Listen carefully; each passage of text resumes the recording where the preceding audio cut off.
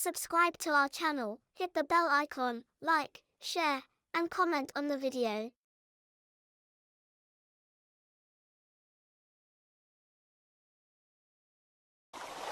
गोवा में समुद्र के किनारे सागर नाम का एक लड़का उदास मन से रेत के घर बनाता और तोड़ देता, फिर बनाता फिर तोड़ देता।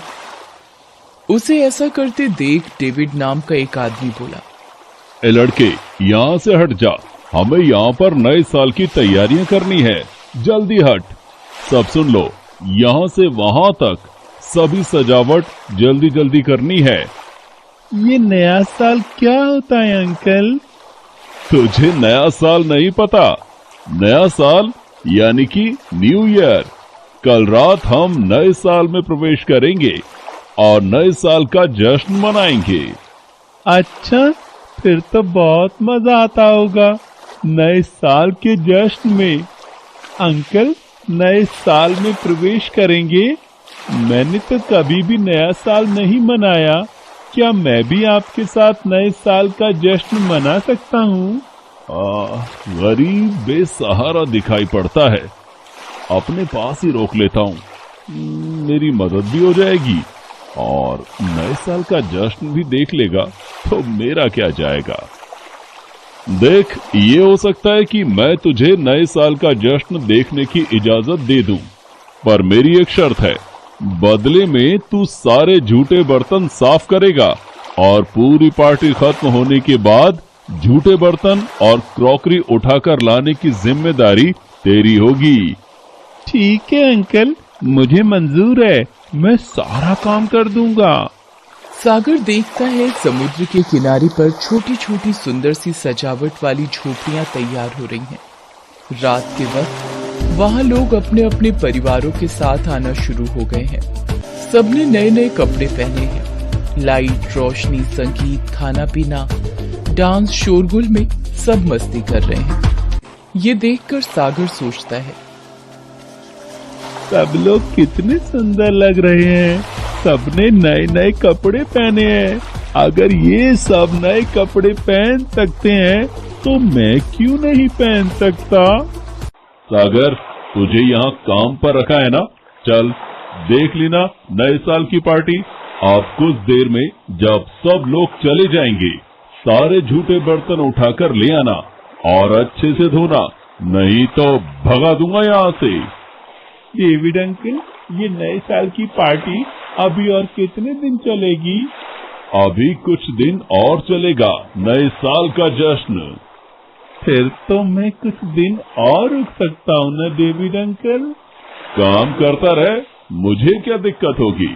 चल अब बातें बनाना बंद कर और जल्दी जल्दी काम खत्म कर। अगले दिन सागर फिर नए लोगों को पार्टी में धूम मचाते देखता है।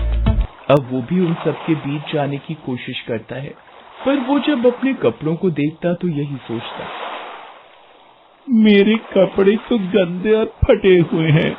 बहाने से ये कोल्ड ड्रिंक ले जाता हूँ और कुछ देर मस्ती करके वापस आ जाऊंगा। नए साल के जश्न में लोगों को झूमता देख सागर अपने कदम नहीं रोक पाता। वो बहाने से वहां पहुंचता है। तभी भीड़ में उसके हाथ से कोल्ड ड्रिंक की ट्रे गिर जाती है। एक आदमी उसे लात मारकर गुस्सा करने लगता है। तेरी इतनी हिम्मत, तूने मेरा इतना महंगा सूट खराब कर दिया। ये इस पार्टी का मैनेजर कहाँ है? अब क्या हुआ सर? ऐसे लड़कों को नौकरी पर रख लेते हो जिन्हें काम तक नहीं करना आता। ऐसे नौकरों को तो निकाल बाहर करना चाहिए। मेरे कपड़े खराब कर दिए। अगर ये नौकर दोबारा मुझे यहाँ दिख गया तो फिर तुम सोच भी नहीं सकते कि मैं क्या कर सकता हूँ। आप गुस्सा मत हो। ये सर, मैं अभी इस लड़के को नौकरी से निकाल देता हूँ। मुझे क्षमा कीजिए। यदि आपको हमारी वजह से कोई परेशानी हुई है तो चल निकल यहाँ से। आज के बाद यहाँ दिखाई दिया ना तो मुझसे बुरा कोई नहीं होगा। चल भाग यहाँ से। गलती हो गई डेविड अंकल। मैं आज के बाद ऐसी गलती नहीं करूंगा। मुझे नौकरी से मत निकालो। मुझे इस नौकरी की बहुत जरूरत है। अब मैं तेरी एक नहीं सुनूंगा। तेरी वजह से मेरा नुकसान होगा तो तू भरपाई करेगा क्या? सागर रोता हुआ वहां से चला जाता है और दूर समुद्र के किनारे पर बैठकर रोने लगता है। सागर एक बार फिर डेविड के पास माफी मांगने जाता है। डेविड अंकल, मैं वादा करता हूँ अब कभी भी गलती नहीं करूंगा। माफ कर दो डेविड अंकल। लेकिन डेविड उसकी तरफ देखता तक नहीं है। सागर मायूस और निराश हो जाता है।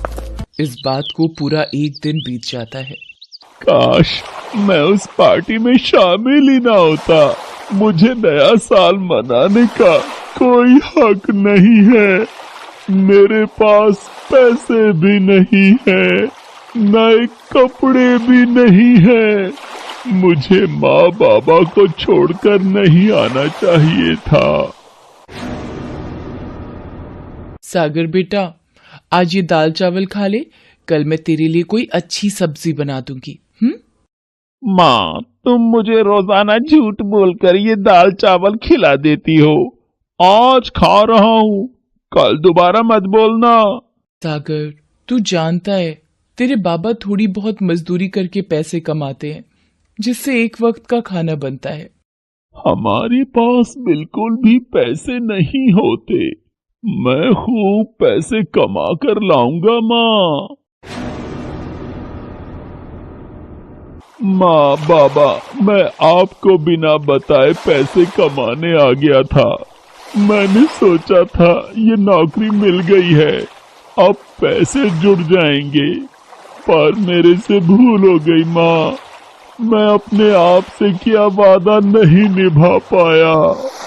अरे कोई मेरे बच्चे को बचाओ, मेरा बच्चा समुद्र में डूब रहा है। बचाओ मम्मी डैडी, बचाओ बचाओ मम्मी डैडी, बचाओ।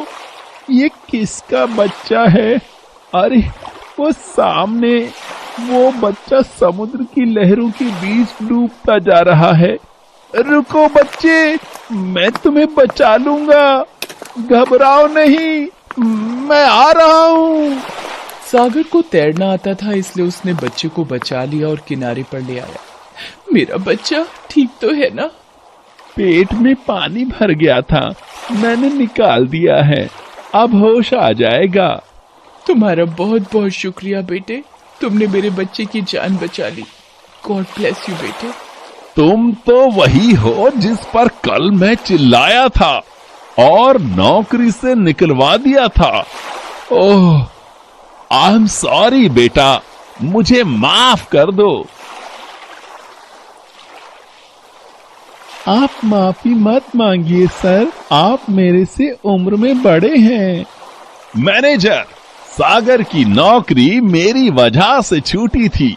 सागर एक होनहार लड़का है, इसे मेरे कहने पर दोबारा नौकरी पर रख लीजिए। सर, सागर को चिंता करने की कोई जरूरत नहीं होगी, ये अब मेरे पास ही रहेगा।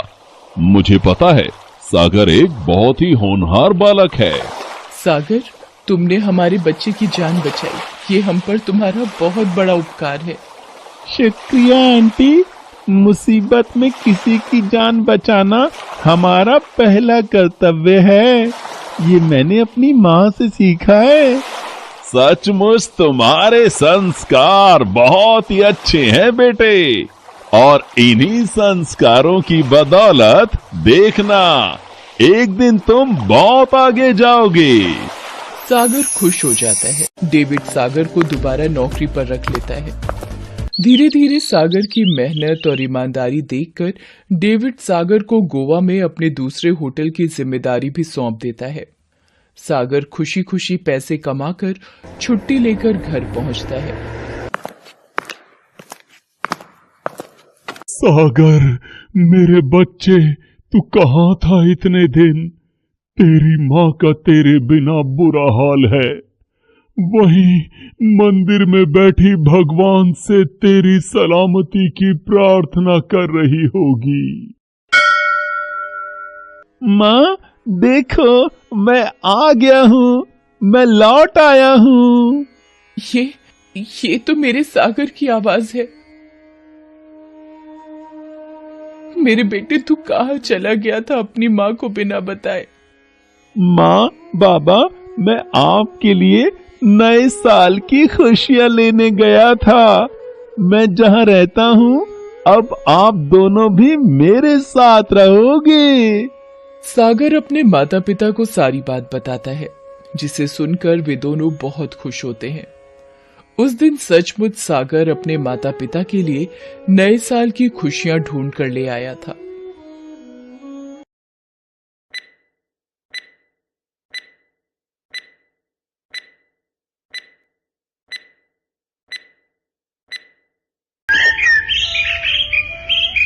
नीलम क्लास में आ ही रही थी कि अचानक वो बहुत तेज की गिर जाती है। उसकी बैसाखी एक तरफ जाकर गिरती है। ये लंगड़ी का रोजाना का यही ड्रामा है, आते ही पूरी क्लास का माहौल बिगाड़ देती है। नीलम, मेरी बच्ची कैसे गिर गई? उठ बेटा उठ। नीलम, ये तेरी बैसाखी, ये ले। सोनिया और नीलम एक ही कॉलेज में पढ़ती हैं। नीलम एक गरीब अपाहिज लड़की है। उसकी माँ रमा उसी कॉलेज में सफाई का काम करती है। नीलम पढ़ने में अच्छी है, साथ ही रमा भी वहीं काम करती है। इसी वजह से नीलम को इसी कॉलेज में एडमिशन मिल गया। सोनिया एक पैसे वाली लड़की है, जो बात बात पर नीलम और उसकी माँ का अपमान करती रहती है। एक सुबह, रमा आंटी पोछा लगाओ तो मेरी बेंच पर ये चाय की बूंदें भी साफ कर देना। माँ को कितने दुख झेलने पड़ रहे हैं। काश मैं अपाहिज न होती तो माँ को ये दिन न देखने पड़ते। बापू भी शराब पीकर रोज माँ को मारते पीटते हैं।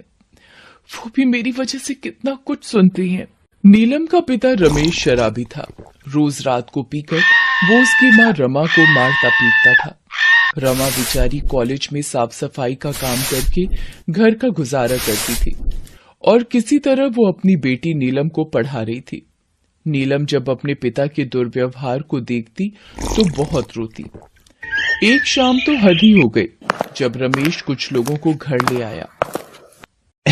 जी आइए आइए, रमा ये सुंदरलाल जी हैं। इस शहर के बड़े व्यापारियों में से एक हैं। मैंने इन्हें अपनी नीलम के बारे में बताया था। ये नीलम से शादी के लिए तैयार हो गए हैं। मैंने तो कह दिया है, हमारे पास लड़की के सिवा कुछ नहीं है देने के लिए। जरा इधर आना।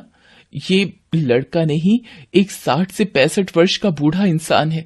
जरा इसकी उम्र तो देखो। तुम इसके साथ अपनी बेटी की शादी करना चाहते हो? खबरदार, तेरी जरा सी आवाज भी आई।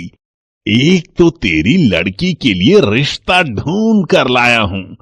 ऐसे नखरे दिखा रही है जैसे तेरी लड़की कहीं की हूर की परी हो।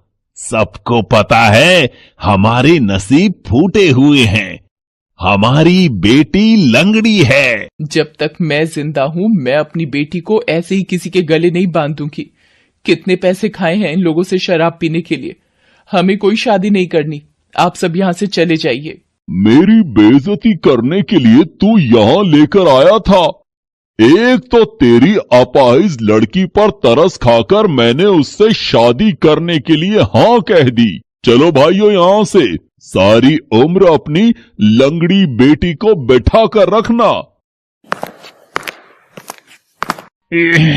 तेरी वजह से मेरा कितना नुकसान हो गया।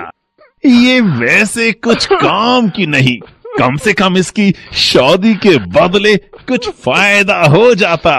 पूरे 2 लाख रुपए सुंदरलाल जी शादी के बदले देने वाले थे मुझे। तूने सब खराब कर दिया। हट, बोतल चढ़ाने दे, सारा नशा उतार दिया। रमेश एक लालची पिता था।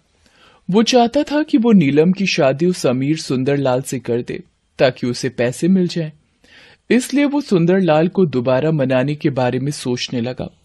नया साल आने वाला था। सोनिया कॉलेज में एक अनाउंसमेंट करने वाली थी। फ्रेंड्स, मैं आप सबको बताना चाहती हूँ कि इस बार न्यू ईयर की पार्टी मेरी तरफ से है और आप सब इनवाइट हो। ये पार्टी मैं एक बहुत ही मशहूर क्लब में देने जा रही हूँ। फिर तो बहुत मजा आने वाला है। तुम्हारे नए साल की पार्टी का अलग ही मजा है। ड्रिंक्स, स्नैक्स, डांस पार्टी और बहुत कुछ। ये सोनिया लंगड़ी को भी बुलाना है क्या? वो देख क्लास में आ रही है। अरे बुला लूंगी, इसको भी बड़ा मजा आने वाला है। कोई ना कोई मनोरंजन करने वाला भी तो होना चाहिए, वरना पूरी पार्टी बोर जाएगी। रुक, मैं इसको आने के लिए कहती हूँ। नीलम, मैं अपने घर पर नए साल की पार्टी करने जा रही हूँ। वो बुलाए है। मैं चाहती हूँ कि तुम भी इस नए साल की पार्टी में जरूर आओ। देखो, मना मत करना। मैं चाहती हूँ कि हम सारे आपसी भेदभाव मिटाकर नए साल की शुरुआत करें। काम्या, तुम्हें भी आना है। मुझे पता है तुम नीलम की बेस्ट फ्रेंड हो, तो तुम दोनों का साथ भी रहेगा। ठीक है सोनिया, मैं और नीलम आ जाएंगे। तो ठीक है, कल रात तुम सब टाइम पर क्लब पहुंच जाना। काम्या, तुझे तो पता है मैं पार्टी और क्लब वगैरह नहीं जाती, फिर तूने हाँ क्यों बोल दिया? मैंने सुना है सोनिया की न्यू ईयर पार्टी देखने वाली होती है। चल लेंगे ना, फिर न्यू ईयर पार्टी रोज रोज थोड़ी होती है। ठीक है, पर एक बार माँ से पूछ लूं। घर जाकर नीलम रमा को सारी बात बताती है। नीलम, सोनिया का स्वभाव तो तुम जानती हो, पता नहीं तुम्हें भेजते हुए डर लग रहा है। आंटी जी, आप घबराओ नहीं, नीलम अकेली नहीं जा रही है, मैं भी उसके साथ पार्टी में जा रही हूँ। हम कुछ देर रुककर वापस आ जाएंगे। ठीक है काम्या, कुछ देर के लिए हम चलते हैं। नीलम और काम्या सोनिया की न्यू ईयर की पार्टी में चली जाती है। नीलम एक गरीब परिवार में पली बड़ी थी। वो पहली बार ही किसी क्लब पार्टी में आई थी। सोनिया, ये लड़की कौन है जिसे पार्टी में बुला लिया है? मोंटी, तुम देखते जाओ, पार्टी का मजा दुगना करने के लिए ही इसे यहाँ बुलाया है। काम्या, मैं कुछ देर यहाँ बैठ जाती हूँ।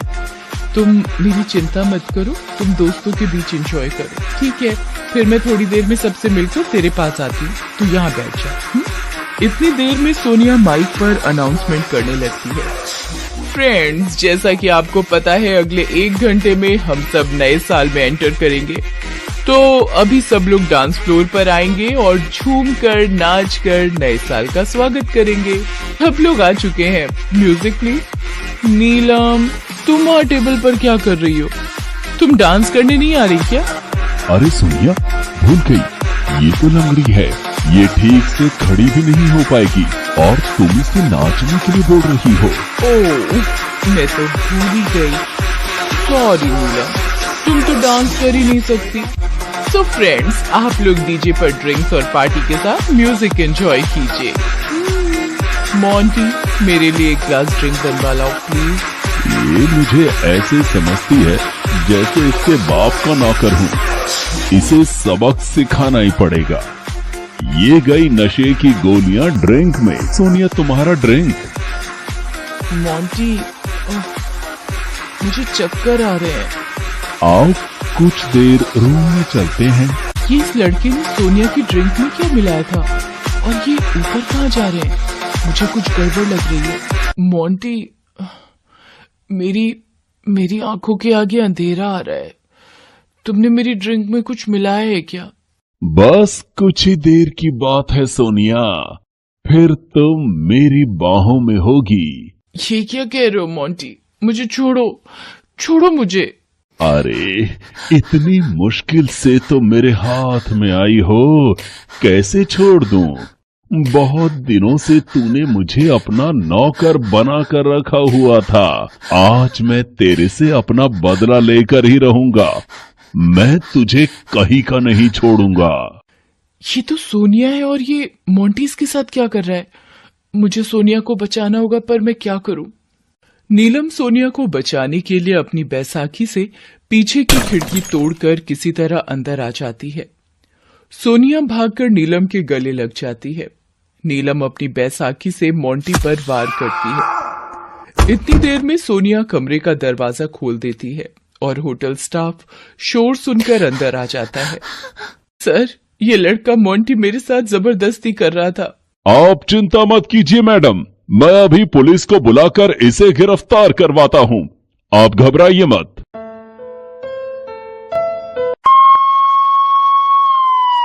सोनिया तुम ठीक हो ना? नीलम, आज तुम्हारी वजह से भगवान का शुक्र है मैंने मोंटी को तुम्हारी ड्रिंक में कुछ मिलाते देख लिया। मुझे उस पर शक हुआ और सही वक्त पर मैं वहां पहुंच गई। वैसे नया साल मुबारक हो सोनिया, 12 बज गए हैं। तुम्हें भी नया साल मुबारक हो नीलम। मैंने तुम्हारा हमेशा अपमान किया, मुझे माफ कर देना। सोनिया, पिछली सारी बातें भुलाकर अब नए साल में नई खुशियों का स्वागत करो। अगले दिन सोनिया नीलम को लेने उसके घर जाती है। नए साल का पहला दिन है। मैं सोच रही हूँ नीलम ने मेरी बहुत सहायता की है, उसे आज साथ में कॉलेज लेकर जाऊंगी। अरे ये तो पापा की गाड़ी है। ये नीलम के घर के बाहर कैसे? सुंदर लाल जी, अब नीलम मना नहीं करेगी। हमें आपके साथ हमारी बेटी नीलम का रिश्ता मंजूर है। आप सगाई की अंगूठी नीलम को पहना दीजिए। पापा शादी करने वाले हैं, वो भी मेरी सहेली नीलम के साथ? पापा आपको शर्म आनी चाहिए, अपनी बेटी की उम्र की लड़की के साथ। छी छी पापा। नीलम, मेरे होते हुए अब तुम अपाहिज नहीं रहोगी। मैं तुम्हारे पैरों का इलाज करवाऊंगी। और पापा, आप यहां से चले जाओ तो ही अच्छा है। और आप नीलम के पिता होकर अपनी ही बेटी की पैसों के लिए किसी के साथ भी शादी कर रहे हो? शर्म आनी चाहिए आपको भी। सोनिया, मुझे ये शादी नहीं करनी। मुझे पढ़ाई करके नौकरी करनी है ताकि अपनी माँ की देखभाल कर सकूं। नीलम सोनिया के गले लगकर रोने लगती है। कुछ दिनों बाद सोनिया एक अच्छे डॉक्टर से नीलम के पैरों का इलाज करवाती है। नीलम के पैर ठीक हो जाते हैं और वो अपने पैरों पर खड़ी होकर चलने लगती है, मानो सोनिया ने उसे नए साल का सबसे बेहतरीन तोहफा दिया हो। सोनिया बिटिया, आज मैं बहुत खुश हूँ। मेरी बच्ची फिर से चलने लगी है और ये सब तुम्हारे कारण हुआ है बिटिया। सोनिया, आज तुमने मेरी जिंदगी में बहुत बड़ा उपकार किया है। मेरे पैर ठीक हो गए। अब मैं एक अच्छी नौकरी करके अपना और अपनी माँ का ध्यान रख सकती हूँ। सोनिया की वजह से नीलम के पैर ठीक हो गए और कॉलेज की पढ़ाई के साथ साथ वो एक अच्छी नौकरी पर लग गई। रमेश और सुंदरलाल अपने किए पर बहुत शर्मिंदा थे, पर शायद अपनी अपनी बेटियों से माफी मांगने के लिए उनके पास हिम्मत ही नहीं बची थी। Thank you for watching. Subscribe to our channel, hit the bell icon, like, share, and comment on the video.